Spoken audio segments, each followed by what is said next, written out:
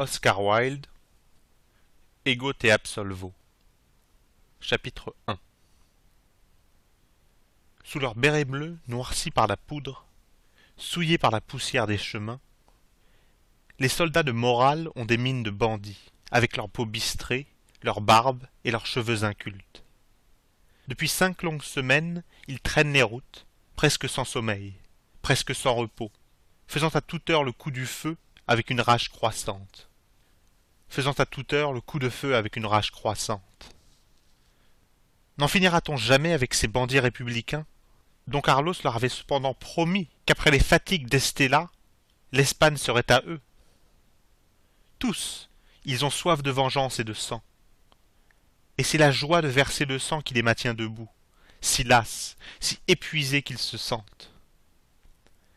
Basques, Navarrais, Catalans, fils d'exilés morts de faim et de misère sur le sol étranger, ils ont des colères de fauves contre ces réguliers qui leur disputent la route des plateaux de Castille, la voie des palais où ils ont juré de replacer le roi légitime pour se partager, sur les marches du trône rétabli, les dignités du royaume et les richesses des vaincus.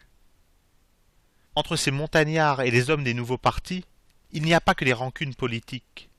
Il y a surtout et avant tout un vieux compte de meurtres impunis, de pillages sans rançon, d'incendies sans revanche.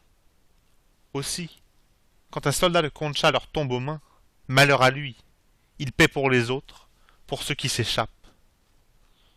Frère, il faut mourir, lui dit-on, en le collant à une roche.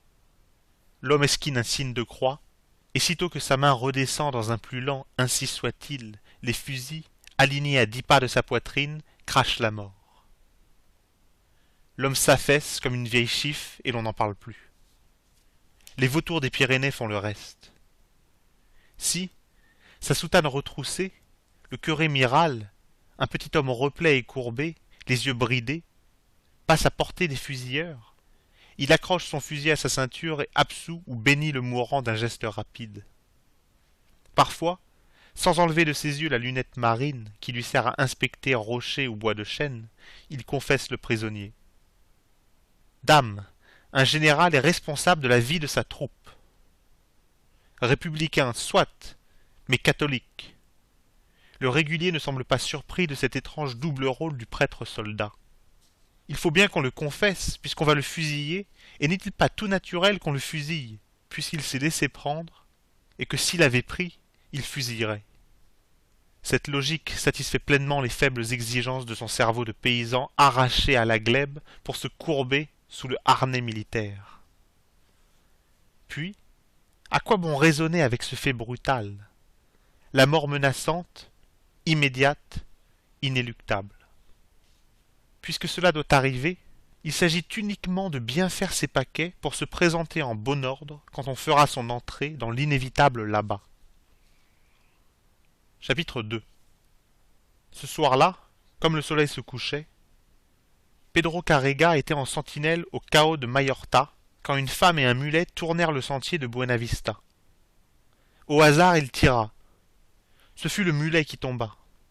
La femme courut à lui avant qu'il n'eût le temps de recharger son coup et, quand il l'atteint au bout de son fusil, le Navarrais ne sut point tirer. La femme était belle, désirable, avec ses longs cheveux noirs descendant en cascade jusqu'à ses mollets, ses lèvres rouges, ses yeux brillants. Pedro Carrega, pour sa prisonnière, oublia la querelle de Don Carlos et de la République. La femme, qui avait peur, lui jura d'ailleurs qu'elle adorait le rey Neto. Elle lui prouva qu'elle ne détestait pas les caresses parfumées à la poudre de guerre et que Pedro Carrega était sinon le plus beau des mortels, du moins le plus choyé des vainqueurs, entre les grosses masses de pierre du cao de Mayorta. Les 2 bras de la prisonnière enserraient encore d'un collier presque mordoré le cou hâlé de Carrega, quand Joaquin Martinez vint prendre sa faction. « Hé, doucement, fit-il. Par à 2, Seigneur Caballero. Les nuits sont fraîches. Il n'est pas bon de dormir sans manteau, camarade. Je vois que tu es homme de précaution, pavillon de cheveux, pour mouchoir de cou des bras tièdes et couverture de chair molle. À mon tour, l'ami. » Carrega se leva et poussant derrière lui sa prisonnière. « Ton tour, Freluquet.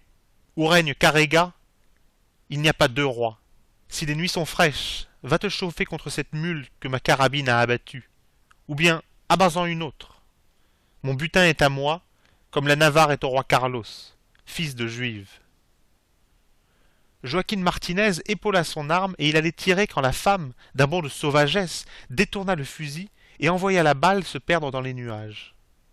Haussant les épaules, Martinez jeta l'arme déchargée et d'un coup de navaja en plein ventre coucha à terre la prisonnière de Carrega. « Corps de Dieu !» hurla le Navarrais, se lançant en avant en brandissant sa carabine. Mais un nouveau coup de la terrible navaja suspendit sur ses lèvres la kyrielle des blasphèmes. Une écume blanche au coin de la bouche, il s'affaissa dans la mare de sang que rendait le corps de la femme éventrée. Au bruit du coup de feu, Miral, suivi de quelques hommes, accourait. Martinez n'essaya pas de nier la querelle. De ses yeux aux arcades presque dénudés de sourcils par un crachement de mauvais fusil, le curé bandoulier embrassa toute la scène. « Porc !» grommela-t-il. « Voyons la femelle. Belle fille mal accommodée d'un sale coup de couteau. Ça t'a bien servi, Bonnier. Au moins Carrega en a eu pour son plaisir. Allons, mon garçon, reprit-il en s'adressant à Martinez, dont l'œil ne le quittait plus. C'est du joli de vouloir voler le butin de son camarade. Holà, vous autres, laissez-moi confesser ce païen.